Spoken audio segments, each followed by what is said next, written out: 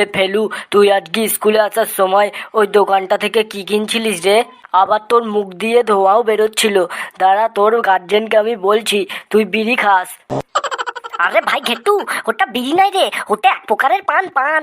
ওই পানগুলো খেলে মুখ দিয়ে ধোঁয়া বের হয়। ও আচ্ছা। সবাই শুনে নে, আজকে স্কুলে আসার সময় আমাদের এই কালু ভাই গুয়ে পা দিয়েছে বটে। সে কি রে কালু, তোকে আর আমি ছবো না, তুই গুয়ে পা দিয়েছিস? লেবু রে, তুই শুধু হাতে পায়েই বড় হলি, তোর মস্তিষ্কর দিক দিয়ে তুই একদম ছোটই রয়ে গেলি রে। কেন বটে, আমি যেটা দেখেছি সেটাই বললাম। আরে ছাগল, ওটা তো গোবর ছিল রে, গরুর গোবর, ওটাতে পা দিলে কিছু হয় না রে। তুই ফালতু ফালতু আমাকে সবার সামনে নিচু করার চেষ্টা করছিস। ও তাই বটে। ওই ওই গরু গোবর দিতে পারে, কিন্তু এই গরু কিন্তু গু দেয়। এ কালু, বলতো একটা ডালে 5টা পাখি বসেছিল, সেখানে আমি একটা ঢিল জোরে ছুড়লাম, দিয়ে সেখান থেকে 2টো পাখি মরে গেল, তাহলে কটা পাখি রইল? কিন্তু তার আগে বল, তুই এক ঢিলে 2 পাখি মারলি কি করে? আমি তো এক ঢিলে একটা আমও পারতে পারি না, আর তুই পাখি মেরে দিলে 2টো। উফ, তোকে আমি কিন্তু প্রশ্ন জিজ্ঞাসা করেছি এটা। বলছি কি ফেললু, যদি একটা ঢিল মারার জন্য 2টো পাখি উঠে যায় বটে, তাহলে সেখানে 3টে পাখি বসে থাকবে বটে। না ভাই, হয়নি রে, হয়নি। সে কি রে, তাহলে কি তোর এক ঢিলে সব কটা পাখি মরে গেল নাকি রে? না ভাই, আমার এক ঢিলে 2টো পাখি মরেছে, আর যে 3টে পাখি বসেছিল ওই ঢিল খাওয়ার ভয়ে 3টে পাখি উড়ে চলে গেছে, তাই গাছের ডালে আর একটাও পাখি বসে থাকবে না। তাই নাকি রে? ওয়ে, আমি একটু আসছি গো। হ্যাঁ, আমি বাড়ি থেকে যাব, হাঁকবো আর চলে আসবো। স্যারকে বলবে একটু লেট হবে। ঠিক আছে, যা। এই চুপ কর, স্যার আসছে। Good morning sir. Morning morning, boss boss. কি ব্যাপার, তোদের দলে যে গরু কোথায় গেল? স্যার, গরু হাঁক দেখাচ্ছে। ছি ছি, বাড়িতে সবাই হেগে আসবে না, এই স্কুলে আসলেই সবার হাগা পাই। এই আগের দিনের হাগাটা বের কর, মানে আগের দিনের পড়াটা বের কর। বলছি স্যার, আপনার হাতে ওটা কি লেগে আছে, হলুদ হলুদ, অনেকটা গুইয়ের মতো? কই দেখি। ওরে কুত্তার বাচ্চা, এটা গু নয় রে, এটা হচ্ছে ডিজাইন, হলুদ রঙের ডিজাইন। Sorry sir, sorry. ঠিক আছে, আগের দিনের পড়াটা বার কর। এই লেবু, তুই আমাকে বলতো যে রাস্তা কি দিয়ে তৈরি হয়? স্যার, রাস্তা তো গু দিয়ে তৈরি হয় বটে। আমি এই স্কুলে আসার পথে স্কুলের রাস্তাটাই বেশি করে গু দেখতে পেয়েছি বটে। এত কুকুর আছে স্যার, কি আর বলবো, সব রাস্তার ধারে হেগে দিয়ে চলে যায় বটে। ওরে ছাগলের দল, রাস্তা গু দিয়ে তৈরি হয়? তোর কি মাথা খারাপ হয়ে গেছে? পাশেরটা কালু, তুই বল রাস্তা কি দিয়ে তৈরি হয়? বলছি স্যার, রাস্তা তো স্যার মাটি দিয়ে তৈরি হয়। মাটি না থাকলে স্যার রাস্তা তো তৈরি হবে না স্যার, তাই না? ওরে আমি মেটেরিয়ালের কথা বলেছি, কি মেটেরিয়াল লাগে সেটা বলছি কি স্যার, ও পারবে না স্যার, আমি বলছি। হ্যাঁ, রাস্তা কি দিয়ে তৈরি হয়? বল ফেলু, তুই বল। বলছি স্যার, কাঁচা রাস্তা বলবো নাকি পাক্কা রাস্তা বলবো? তুই পাকা রাস্তাই বল। বলছি স্যার, কত কিলোমিটার রাস্তা বানাতে হবে, 1 কিলোমিটার নাকি 2 কিলোমিটার? তুই বল রাস্তা কি দিয়ে তৈরি হয়, 1 কিলোমিটার রাস্তাই বল। বলছি স্যার, 1 কিলোমিটার রাস্তা মাপতে গেলে তো একটা ফিতে লাগবে স্যার, একটা ফিতে নিয়ে আসবো। ওই ফিতে দিয়ে তোকে বেঁধে পিটাতে ইচ্ছা করছে। আমি তখন থেকে জিজ্ঞাসা করছি যে রাস্তা কি দিয়ে তৈরি হয় সেটা বলতে, ও একবার বলছে ফিতে আনবো, একবার বলছে কি দিয়ে মাপবো, এই সব। আমি তো তাহলে স্যার ঠিক কি বলেছিলাম বটে, রাস্তা গু দিয়ে তৈরি হয়। উফ, তোদের জ্বালায় আমি এবার পাগল হয়ে যাব। আচ্ছা, তোদের মধ্যে কারা পারবি গোবরের রচনা? গোবর মানে তো স্যার গু। গোবর মানে গুইয়ের রচনা স্যার, আমি বলবো স্যার, প্লিজ বললি। না প্লিজ স্যার বললি না, প্লিজ বলছি। হ্যাঁ, বিশেষজ্ঞদের মতে গু সাধারণত 3 প্রকার বটে, যেমন এঁটেল গু বা শক্ত গু বটে, 2 হচ্ছে স্যুপ গু বা ঝোল গু বটে, 3 হচ্ছে থলথলে গু বা মিডিয়াম গু বটে। এবার আসি এঁটেল গুতে। এঁটেল গু সাধারণত শক্ত হয়ে থাকে বটে।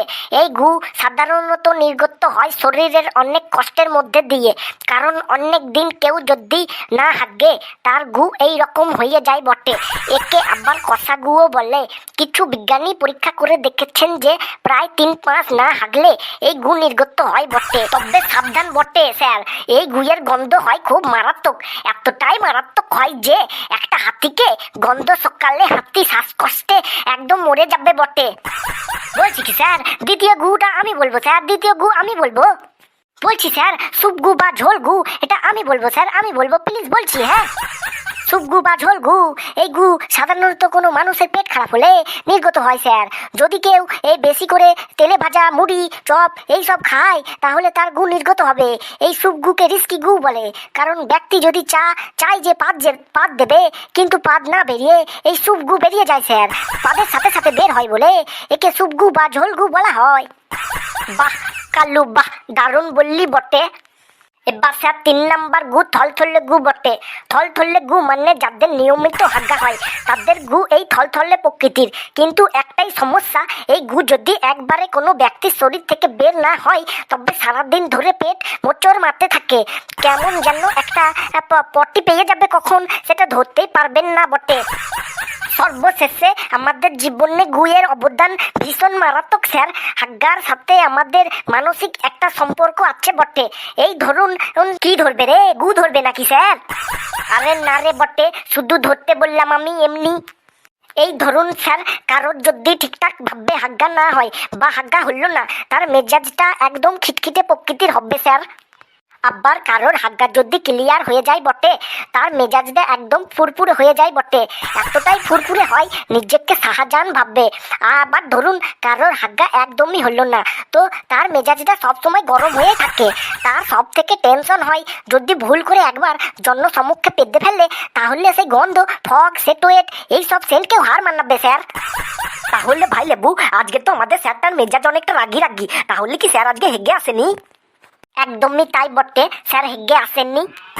ওরে ছাগল লেবুর বাচ্চা, তোকে আমি তখন থেকে বলছি বলতে হবে না। তুই বললি, তোকে দেখ এবার আমি কি করি। তুই আমার রক্ত গরম করে দিয়েছিস, তোকে মারতে মারতে আমি ক্যালেন্ডার বানিয়ে ফেলবো। বলছি স্যার, আমি আপনার মার খেতে রাজি আছি স্যার। তবে আপনি আপনার বউয়ের দিব্যি দিয়ে বলুন যে এটা আমি সত্যি বলেছি নাকি মিথ্যে বটে। এই রে, এটা তো ছেলেটা সত্যি কথাই বললো, হাগার রচনা। তবে আমি তো আমার বউকে খুব ভালোবাসি, তাহলে তার দিব্যি খেয়ে তো আমি মিথ্যে কথা বলতে পারি না। আরে বাবার লেবু, তুমি ঠিক বাবা, তুমি ঠিক। আচ্ছা বাবা ফেলু, তুমি বলো তো যে এমন একটা জিনিস আছে যেটা একটা কিনলে তার সাথে আর একটা কিছু ফ্রি দেয়। স্যার উত্তরটা হলো যে পটি, কারণ পটি করতে গেলেই পটির সঙ্গে ভুরুম করে পাত বেরিয়ে যায় স্যার। মানে একটা সাথে একটা ফ্রি। তোকে ধরে এমন পিটানি দেবো বাপের নাম ভুলে যাবি রে ছাগল। লেবু রে, বোধহয় স্যারের মেজাজটা অন্য দিনের থেকে অনেক গরম রে। তাহলে স্যার টানা 7 দিন হাগেননি বটে। তোরা কিন্তু গুজুর গুজুর ফুসুর ফুসুর করিস না, এই লাঠি দিয়ে চাপকে সোজা করে দেবো। ওয়ে স্যার, আসতে পারি? আয় আয়, কতক্ষণ ধরে হাঁকছিলিস রে, পুরো কুয়ো কি বোঝাই করে ফেলেছিস একে? ওয়ে স্যার, কি যে বলেন না, আমি এইটুকু বাচ্চা আর আপনি কি সব বলছেন স্যার? কুয়ো বোঝাই করতে তো হাজার হাজার মানুষও হেগে বোঝাই করতে পারবে না স্যার। ঠিক আছে, যা যা বস জায়গায়। আচ্ছা, তোরা কেউ বলতে পারবি যে কিছুদিন আগে হাগ ডে গেল, ইংরেজির এই হাগ ডে মানেটা কি? স্যার, হাগ ডে মানে তো হাগার দিন স্যার। ওই দিন সবাই মিলে আমরা স্কুলে হাগ ডে যাই স্যার। কত লাইন পড়ে স্যার। স্যার আপনি কি দেখেন না স্যার? ও, আপনি দেখবেন কি করে স্যার? আপনিও তো হাগার জন্য অফিস রুমে লাইন দেন স্যার, তাই না? চুপ, একদম চুপ। আর একটা কথা বললেও তোর হাগা আমি এবার বন্ধ করে দেবো পুরোপুরি সারা জন্মের জন্য। তোদের সাহস কি করে হয় বললি যে আমি অফিস রুমে হাগার জন্য লাইন দিতে যাই? তোরা কি জানিস আমি এত পরিমাণে হাগি যে আমাকে ওরা লাইনটা আগে ছেড়ে দেয়। এই কেড়ে পাদ মারলি কেড়ে, আমার কিন্তু এবার মাথা ঘুরছে গন্ধে, আমার মাথা ঘুরছে। ফেলু রে, কি করলি রে? তুই পাদ মেরে স্যারকে অজ্ঞান করে দিলি রে। দেখ কালু, আমি পাদ মারিনি, তুই জানলি কি করে যে আমি পাদ মেরেছি? ফালতু ফালতু মিথ্যে কথা বলিস না আমাকে। শিগগিরই চল স্যারকে নিয়ে হসপিটালে যাই, না হলে স্যারের অবস্থা খারাপ হয়ে যাবে। চল চল কাল্লু, ধর, চল চল, ধর ধর। আমি কোথায়? আরে স্যার, আপনি এখন হসপিটালে। আপনার ভাগ্য ভালো, আপনার স্টুডেন্টরা সবাই এসে আপনাকে হসপিটালে ভর্তি করে দিয়ে গেছে। আপনি নাকি মিথেন গ্যাসযুক্ত এলাকায় চলে গেছিলেন, দিয়ে ওখানে গিয়ে আপনার নাকি অনেক শ্বাসকষ্ট হয়েছিল, দিয়ে আপনি অজ্ঞান হয়ে গেছিলেন। না গো না, মিথেন গ্যাসযুক্ত এলাকায় আমি যাইনি। তাহলে স্যার কি করে তোমাকে বলবো আমার দুঃখের কথা? স্যার কেমন আছেন স্যার? এই বেলু, এই তোরা আমার সামনে আসিস না, তোদেরকে দেখলে আমার মাথা গরম হয়ে যায়। এবার আমার স্ট্রোক হয়ে যাবে। কি বলছেন স্যার? ওদের দেখলে আপনার স্ট্রোক হবে? ওরাই তো আপনাকে এই হসপিটালে আনলো, আপনার কত সাহায্য করলো বলুন তো। হ্যাঁ স্যার, তাড়াতাড়ি সুস্থ হয়ে ক্লাসে চলুন স্যার। না না না, আমি এখন আর ক্লাসে যাব না, আমি এখন ছুটি নিয়ে কয়েকদিন মামার বাড়িতে বেড়াতে যাব। কি স্যার বাচ্চাদের মতন বলছেন? আপনি যান, আপনার এখন কোনো রোগ নেই স্যার, আপনি যেতে পারেন, আপনার ছুটি। প্রেসক্রিপশনে কিছু ওষুধ লিখে দিয়েছি স্যার, সেগুলো নিয়মিত খাবেন, দেখবেন সুস্থ হয়ে যাবেন। তবে খবরদার স্যার, ওই মিথেন গ্যাসের মধ্যে যেন না যাওয়া হয়। এ কি স্যার, এ কি কাঁদছেন কেন? কারণ কাল থেকেই তো মিথেন গ্যাসটার মধ্যে আমাকে যেতে হবে গো। ওই দেখো, ওই দেখো, বলতে না বলতে আবার একটা দিয়ে দিল। ওরে বাপরে, আমার তো একদমই সহ্য হয় না নাইট্রোজেন মিথন গ্যাস। এই আমি অজ্ঞান হয়ে যাব। ওই দেখো, ওই দেখো, স্যারটাও পড়ে গেল, ডাক্তারটাও পড়ে গেল। এই পেলু, এই শিগগিরই ডাক্তারটাকে তুলে আমার পাশে দিয়ে দে। আর হ্যাঁ, তোরা খবরদার যেন এখানে আসিস না, তোদের পাদে যা গন্ধ। দেখ, আমি অজ্ঞান হয়ে গেছিলাম, এবার ডাক্তারবাবু অজ্ঞান হয়ে গেছে। শিগগিরই পালা এখান থেকে, না হলে হসপিটালে যারা আছে তারাও অজ্ঞান হয়ে যাবে। বন্ধুরা দেখতেই পাচ্ছেন স্যাররা সব কি সব কথা বলছে।